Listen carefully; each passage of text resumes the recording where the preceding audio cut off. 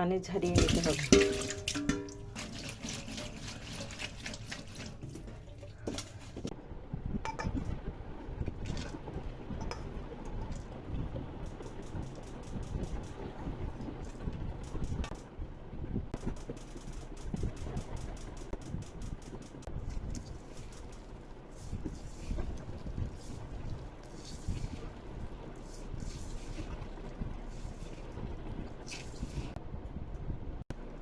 পেঁয়াজ, রসুন, কাঁচামরিচ সবগুলোকে আগে লবণ দিয়ে ভালো করে একটু মেখে নরম করে নিই।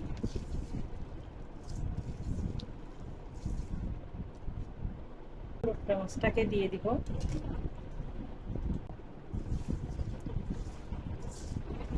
লোট্টা মাছটাকে পেঁয়াজের সাথে ভালো করে মেখে নিই। পরিমাণ মতো হলুদ দিচ্ছি, মশলার গুঁড়া। ছোট মাছে মরিচের গুঁড়া না হলে ভালো লাগবে না, তাই ভালো করে মরিচের গুঁড়া দিতে হবে। এটা দিয়ে ভালো করে একটু মেখে নিই।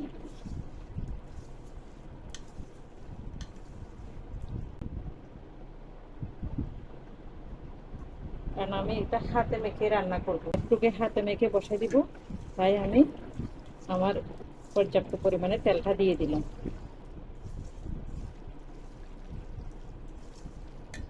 আমি কেটে রাখা আমার কাঁচা আমগুলো দিয়ে দিলাম, কারণ আমি কাঁচা আম দিয়ে আজকে সব মাছগুলো রান্না করব।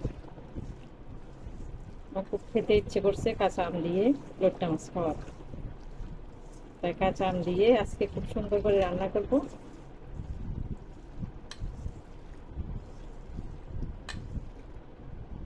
আদার পেস্ট দিয়ে দিলাম, রসুনের পেস্ট দিয়ে দিলাম, বলে সব একটু মেখে নিব।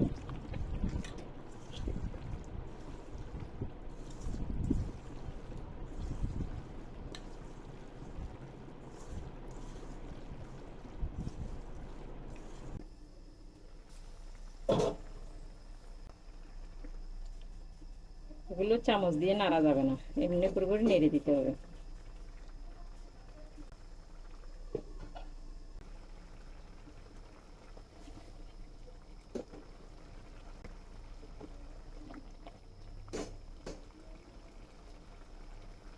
ধন্যা পাতাটা দিয়ে দিই, ধন্যা পাতা না দিলে ছোট মাছের কোনো মজাই হয় না, স্বাদটাই আলাদা।